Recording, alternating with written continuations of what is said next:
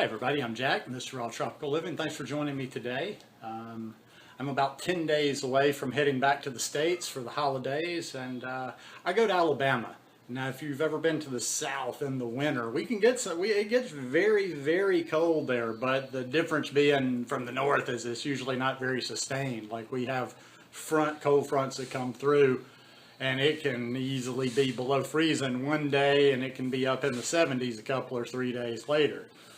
But since I'm going to the States on the 16th and I'm going to be there a little over 2 weeks, I would say the odds are pretty good that I'm going to get a fair amount of cold weather, or cold for me while I'm there, because even when the temps go down to 45 at night, that's pretty cool for me here. So already thinking a little bit ahead. This is always my coldest trip of the year. Like the last time I was there back in October, early November. Yeah, late October. Hadn't had much cold weather yet. The next trip is usually in the early spring, so might be on the tail end. So this is definitely the coldest. And just, thinking about how I'll be eating on this next trip. I want to keep it clean.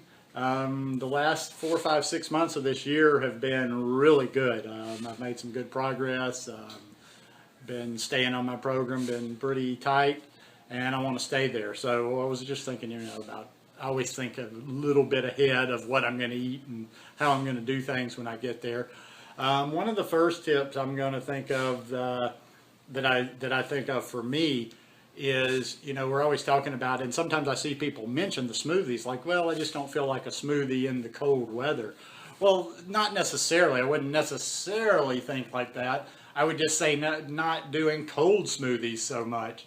I notice when I'm in my mom's house, she uses central heat, and she's not one of these old people that keeps it super hot all the time. Like, she'll turn on the heat to a certain level to keep us warm enough at night where we sleep under covers, and then she turns it up a little bit in the morning so it doesn't come on so much during the day. So it doesn't stay uncomfortable, but it's weird. In the smoothie times, I've done it before, even with frozen bananas. Like, I have to dress for a smoothie. When I'm about getting ready to make myself a cold smoothie, I have to put on a hoodie or something, and then I'm cold for a couple hours. So I started thinking a while after that, I'm like, well, okay, maybe it's time to tone back on the cold smoothies while I'm here. So I started using room temperature water.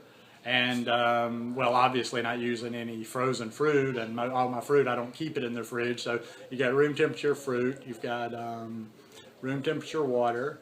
The vegetables, putting kale, like cold kale or cold spinach isn't going to really do it a lot. But there's a big difference when you do it like that. You just don't notice, your body just doesn't get that massive freeze, and which lingers for a few hours, because it always does with me. So that might be an idea, is to, if you haven't already thought about that one, that's just super simple, is just not to have the super cold smoothies in the winter, or at least certain times of the day or certain situations, you might not necessarily want to do a ice cold smoothie.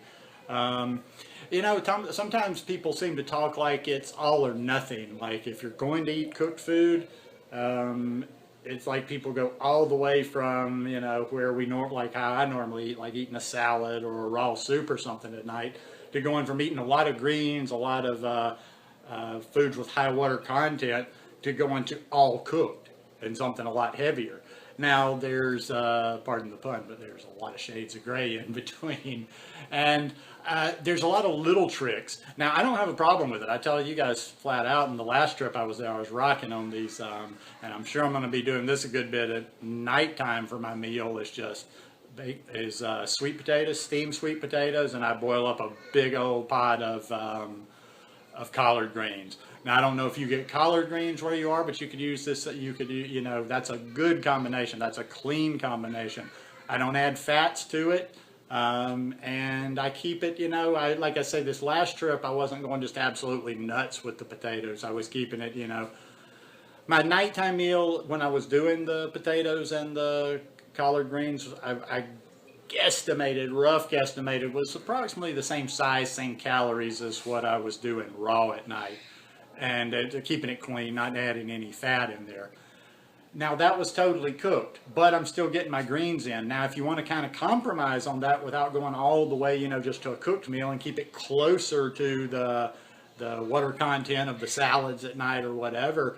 A good idea, and I'm going to use this one this time too. I think I'll use this a lot. Is I'm going to make my big salad at night like normal, a normal big salad, and the only thing different is I'm going to have a bowl of the greens, and almost like a soup. And like, since I boil them, and a lot of the, like I say, I'm sorry, I'm just never going to get there to be worried about every enzyme, and I've boiled out the nutrients. And I know people tell you that there's nutrients in the water, so might as well get a little bit of that. Make yourself kind of like a soup, so it's almost like a soup and a salad.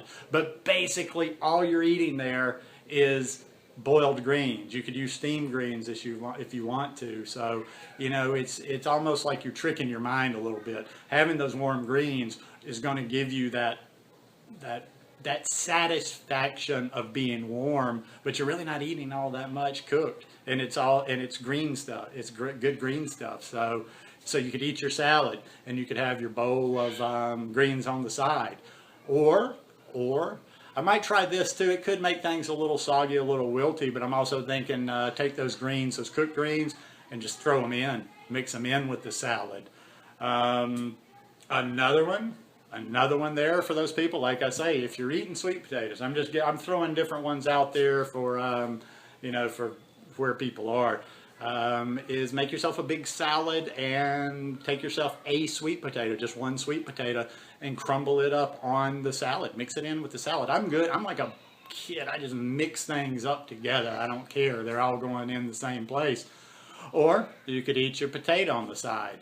But what I think I'm going to try to do this time, more so than I do when I take my trips to the States, and that's why I thought maybe it would help you a little bit here, and I would do a talk on it, is to not go all the way one way or the other. Like, okay, on this night I'm eating all raw, and on this night I'm eating all cooked. And I thought it would just be nice to mix it up and just have a little bit of the cooked, just a little bit of the cooked outside my regular salad or whatever I'm going to eat for the night, zoodles, whatever. Just that one little something on the side, just to kind of give me that little, since it's winter, it's cold outside. There's just a little heat in my meal. And I enjoy it. It's the time of the year. It's the season. It's all good.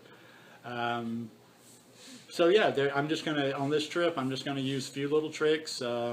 But I'm going to keep it as clean as possible. What it gets down to is, like, I try to come up with a few of these tips for I tried to even think of more for the people that are just gung-ho about staying totally raw in a cold climate. But these are just some compromises. So I wanted to throw out a few compromises. I don't know. It's hard for me to do the other and tell you like how to stay fully during the winter, because I guess I just don't value it that much, and I don't think that I would necessarily put all my efforts.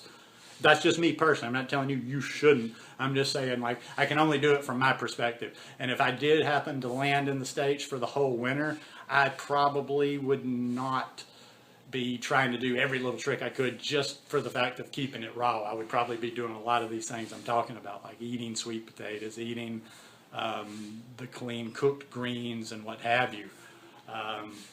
But if you want to keep it fully raw during the winter, the room temperature smoothies, making your soups and your Vitamix or whatever, and heating them up a little bit. If you don't have a Vitamix, maybe making your soups and using a double boiler on the stove. I guess you got to get if you're like absolutely religious and don't get above that 118 degree mark, you'll have to get you a thermometer. But that's something you do too. Or maybe something you could do is just have some sort of a hot beverage with your meals. That's another thought there too, is maybe a hot caffeine-free tea if you don't do the caffeine. Some sort of a natural tea, some sort of a natural tonic, just to warm you up a little bit. But anyhow, just do what you got to do to get through the winter, but don't worry so much about staying raw as staying vegan, high carb, and clean. I tell you, you're going to go into the warm weather next year just as healthy, just as strong, just as good, just as long as you stay clean over the winter. That's what it's about more than raw or cooked, staying clean. Anyhow, hope you guys are having a beautiful weekend. Hope you're having a little fun wherever you are, and remember, I always love you. Peace.